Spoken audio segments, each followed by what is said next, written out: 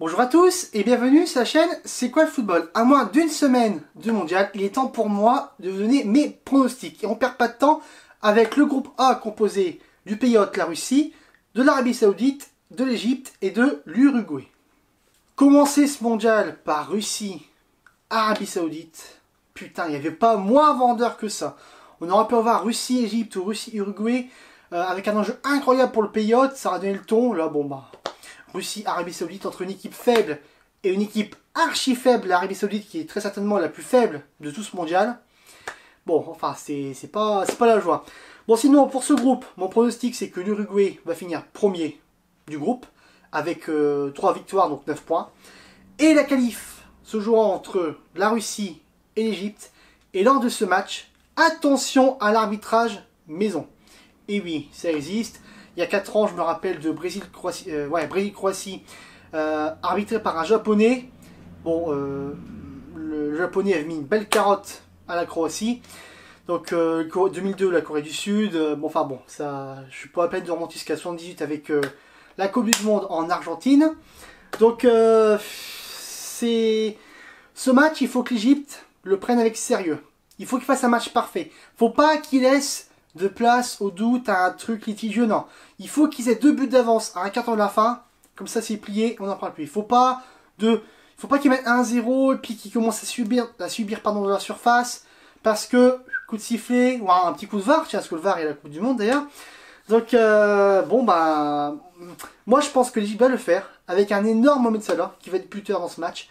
Et donc, s'ils doivent gagner, ce sera avec 2 buts d'écart. Donc, je vois pour ce groupe la qualif de l'Uruguay en première position avec 9 points. Et la qualif de l'Égypte qui bat la Russie et l'Arabie Saoudite. Le groupe B maintenant avec le Portugal, l'Espagne, le Maroc et l'Iran. Attention, j'annonce une énorme surprise. Le champion d'Europe en titre, le Portugal, va se faire éliminer dès la phase de poule. Non! Non! Non. Ce scénario catastrophe pour le Portugal, parce que ça serait un drame de se faire éliminer dès les phases de poule, est tout à fait possible. Déjà, le tirage au sort des équipes. L'Espagne, l'épouvantail, pas la peine d'expliquer pourquoi. Le Maroc et l'Iran, ok, ça paye pas de mine comme ça, mais ce sont 2 équipes avec un bloc défensif ultra dur. Ça va pas aller dans les envolées lyriques, enfin, l'Iran c'est encore pire. L'Iran, je compare ça un peu à l'Euro 2004 et la Grèce. C'est que t'as pas de talent. L'Iran, ils ont pas de joueurs fantastiques, même de niveau première division de Ligue 1. Donc, ils sont obligés de faire une tactique très rudimentaire. Très compliqué pour le Portugal. Déjà, le calendrier est terrible, car ils affrontent l'Espagne en premier. Et l'Espagne en mode énervé, ça peut être une méga branlée au Portugal, c'est ce que je pense. Ensuite, le Maroc qui va essayer de battre l'Iran, mais ce match-là, Maroc-Iran, il va falloir s'accrocher pour le suivre, parce qu'entre 2 blocs équipes, il n'y aura pas de 3-3. Hein. Ça va faire 1-0, je pense que le Maroc va gagner ce match contre l'Iran. Donc, on aura la deuxième journée, on aura un Portugal qui aura 0 points, qui va affronter un Maroc à 3 points. Donc du coup, le Portugal aura une méga pression. Donc moi, je vois un match nul entre le Maroc et le Portugal au deuxième match. Et là, lors du troisième match, on peut se dire, l'Espagne va continuer de jouer et essayer de gagner un 3e match consécutif. Mais attention, la gestion va rentrer en compte, parce que je pense que l'Espagne va jouer pour le gagner, mais vont-ils mettre la même intensité et essayer de mettre le même score que le premier match contre le Portugal? À 1 ou 2-0, la gestion, moi je pense qu'elle va rentrer en compte. Et du coup, de l'autre côté, on aura un Portugal qui va essayer de mettre une branlée à l'Iran, mais c'est très compliqué pour le Portugal. Et donc moi je vois en première position la qualif de l'Espagne, et en deuxième position la qualification du Maroc, à la différence de but par rapport au Portugal. Le groupe C maintenant avec la France, l'Australie, le Pérou et le Danemark. Je pense que la France va finir premier de groupe, pas de souci là-dessus. Mais en revanche, ça va jouer à la différence de but, parce que le Pérou est un adversaire à ne surtout pas sous-estimer. La zone sud, pour se qualifier, c'est mortel. Le Chili a été viré de la Coupe du Monde. Le Chili, vous vous rendez compte, double vainqueur de la Coupe América, la France contre le Chili, et moi, je flippe, hein, je vous le dis. Hein. Donc, le Pérou est un adversaire à ne surtout pas sous-estimer. Et quand je vois les cotes, des paris sportifs, qui finira deuxième de groupe. Cote à 2 pour le Danemark, cote à 3,40 pour le Pérou. Il y a de l'argent à se faire là-dessus. Sur le Pérou, il y a un max d'argent à se faire. Et France 1, France en première position, et Pérou en 2, cote à 4, méga cote. Moi, je vous le dis, ce pari-là, je suis persuadé que ça passe. Franchement, je suis persuadé que ça passe. Le Pérou va se qualifier en seconde position. Et la France va finir premier de groupe à la différence de but. Le groupe D maintenant avec l'Argentine, l'Islande, la Croatie et le Nigeria. Groupe très dense. Autant je vois l'Argentine et la Croatie sortir de cette poule, mais moi je miserais sur la Croatie en premier de groupe. Parce que l'Argentine, ils ont des joueurs fantastiques. Les Messi, les Dybala, les Higuaín, enfin tout le tralala, vous connaissez tout le monde. Mais par contre, en termes de collectif pur, et pourtant, Dieu sait que je suis un adepte de Bielsa et ses disciples, mais Sampaoli, son jeu, il n'y a pas de jeu pour l'Argentine.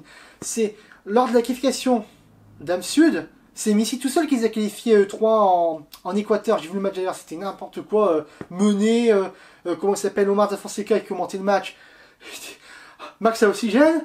Messi vient du chapeau, du chapeau. Hop, Messi arrive, boum, 3 buts triplés, et puis hop, qualifié.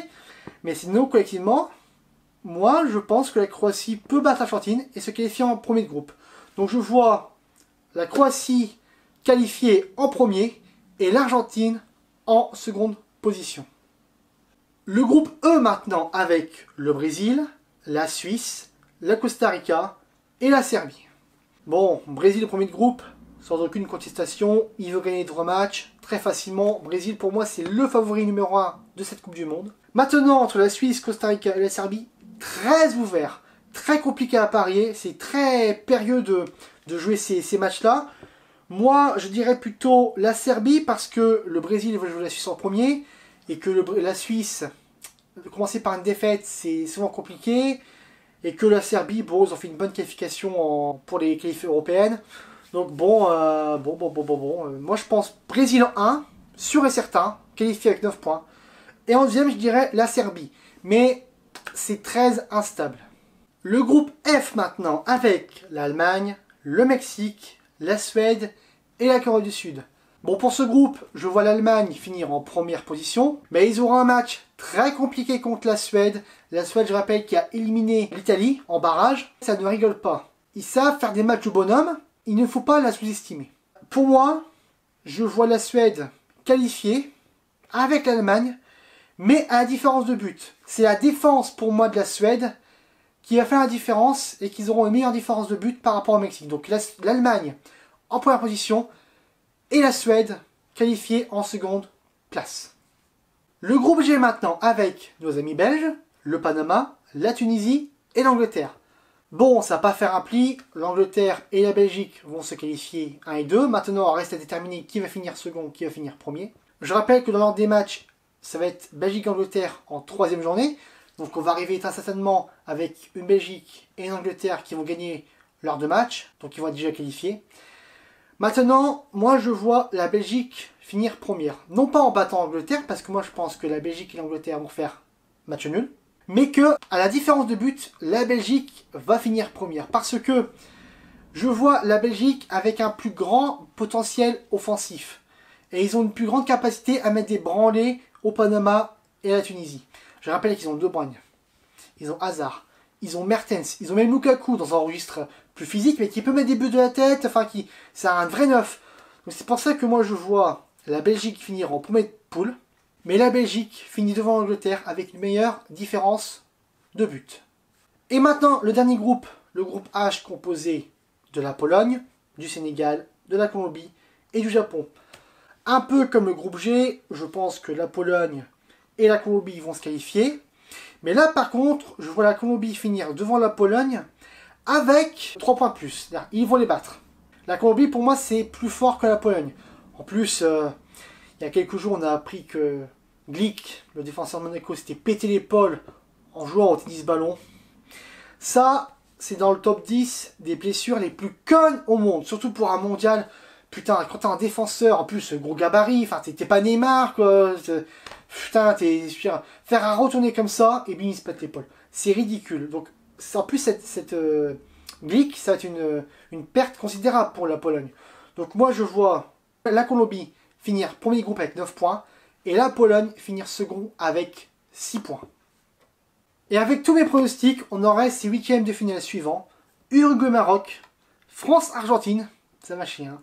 Brésil-Suède, finale, remake de la finale 58, Belgique-Pologne, Espagne-Égypte, Croatie-Pérou, Allemagne-Serbie et enfin Colombie-Angleterre. Voilà, donc dites-moi ce que vous pensez de tous mes pronostics, de tous mes commentaires que j'ai fait sur ces phases de poule. N'hésitez pas à laisser un pouce bleu, très important. Si vous voulez vous abonner, cliquez ici. Et puis moi je vous dis à plus pour une prochaine vidéo. Allez, salut!